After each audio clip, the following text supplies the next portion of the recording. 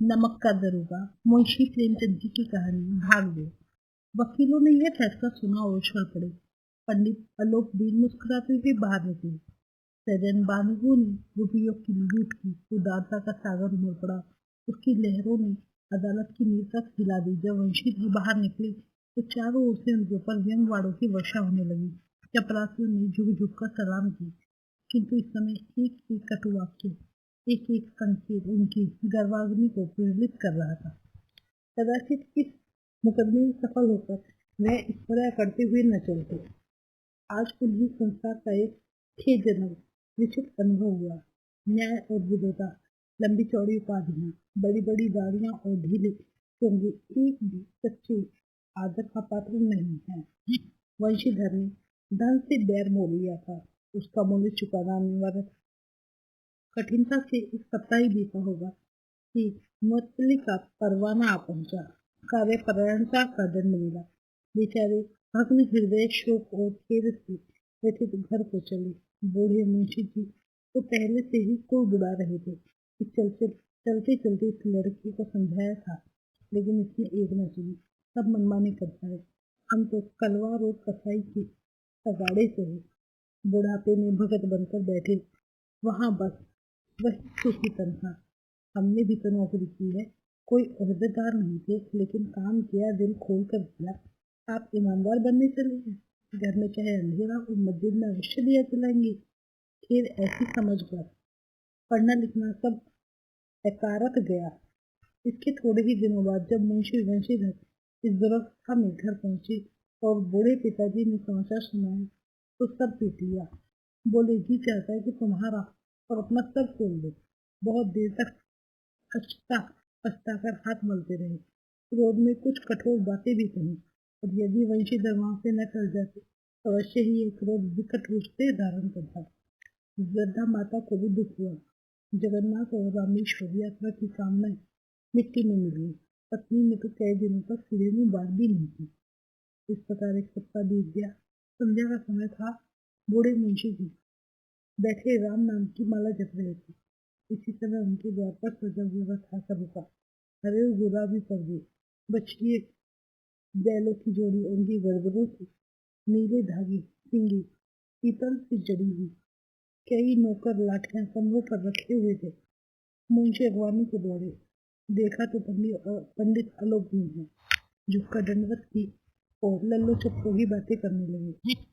हमारा भाग्य उदय हुआ कि आपके चरण इस द्वार पर आए। आप हमारे पूज्य देवता हैं, आपको कौन सा मुंह दिखावे। मुंह में तो कालिख लगी हुई है, किंतु क्या करे, लड़का अभागा कपूत है, नहीं तो आपसे क्यों मुंह छिपाना पड़ता है। ईश्वर ने संतान चाहे रखे, पर ऐसी संतान न दे। आलोक दीन ने कहा, नहीं भाई साहब, ऐसा न कहिए। मुंशी जी ने चकित होकर कहा, ऐसी संतान को क्या कहूँ। आलोक दीन ने वात्सल्यपूर्ण स्वर से कहा, कुल तिलक और पुरुषों की कीर्ति उज्जवल करने वाले संसार में ऐसे कितने धर्मपरायण मनुष्य हैं जो धर्म पर अपना सब कुछ अर्पण कर सकें। पंडित आलोक दीन ने वंशीधर से कहा, दरोगा जी, इसे खुशामद न समझे। खुशामद करने के लिए मुझे इतना कष्ट उठाने की जरूरत नहीं थी। उस रात को आपने अपने विशाल बल से मुझे अपनी हिरासत में लिया था, किंतु आज मैं स्वेच्छा से आपकी हिरासत में हूँ। मैंने हजारों रईस और अमीर देखे, हजारों उच्च पदाधिकारियों से काम पड़ा, किंतु मुझे परास्त किया तो आपने। मैंने सबको अपना और अपने धन का गुलाम बनाकर छोड़ दिया। मुझे आगे दीजिए कि आपसे कुछ विनय करूं। वंशीधर ने आलोकदीन को आते देखा और उठकर सत्कार किया, किंतु स्वाभिमान सहित। समझ गए कि यह महाशय मुझसे लज्जित करने और जलाने आए हैं। क्षमा प्रार्थना कर चेष्टा नहीं की, वरन उन्हें अपने पिताजी की यह ठाकुर सुहाती की बात ऐसा ही प्रतीत हुई। पर पंडित जी की बातें सुनी तो मन का मैल मिट गया। पंडित जी की ओर उड़ती हुई दृष्टि से देखा, स्वभाव झलक रहा था। गर्व ने अब लज्जा के सामने सर झुका दिया। शर्माते हुए बोले, यह आपकी उदारता है जो ऐसा कहते हैं। मुझे कुछ अविनय हुई है, मुझ उसे क्षमा कीजिए। मैं धर्म की बेड़ी में जकड़ा हुआ था, नहीं तो वैसे मैं आपका दास हूँ। जो आज्ञा होगी वह मेरे शर्मा थे। आलोक दी ने विनय भाव से कहा, नदी तट पर आपने मेरी प्रार्थना नहीं स्वीकार की थी, किंतु आज स्वीकार करनी पड़ेगी। वंशीधर बोले, मैं किस योग्य हूँ, किंतु जो कुछ सेवा मुझसे हो सकती है उसमें त्रुटि नहीं होगी। अलाउद्दीन ने एक स्टाम्प लगा हुआ पत्र निकाला, उसे वंशीधर के सामने रखकर बोले, इस पद को स्वीकार कीजिए और अपने हस्ताक्षर कर दीजिए। मैं ब्राह्मण हूँ, जब तक यह सवाल पूरा न कीजिएगा द्वार से नहीं हटूंगा। मुंशी वंशीधर ने उस कागज को पढ़ा तो कृतज्ञता से आंखों में आंसू भर आए। पंडित अलोकदीन ने उनको अपनी सारी जायदाद का स्थायी मैनेजर नियुक्त किया। 6,000 वार्षिक वेतन के अतिरिक्त रोजाना खर्च अलग, सवारी के लिए घोड़े, रहने के लिए बंगला, नौकर चाकर मुफ्त। कम स्वर से बोले, पंडित जी, मुझ में इतनी समझ नहीं है कि आपकी उदारता की प्रशंसा कर सकूं, किंतु मैं ऐसे उच्च पद की योग्य नहीं हूँ। अलोकदीन हंसकर बोले, मुझे इस समय एक अयोग्य मनुष्य की ही जरूरत है। वंशीधर ने गंभीर भाव से कहा, यह तो मैं आपका दास हूँ। आप जैसे कीर्तिवान सज्जन पुरुष की सेवा करना मेरे लिए सौभाग्य की बात है, किंतु मुझमें न विद्या है, न बुद्धि है, न स्वभाव है जो इन त्रुटियों की पूर्ति कर देता है। ऐसे महान कार्य के लिए बड़े मर्मज्ञ अनुभवी मनुष्य की जरूरत है।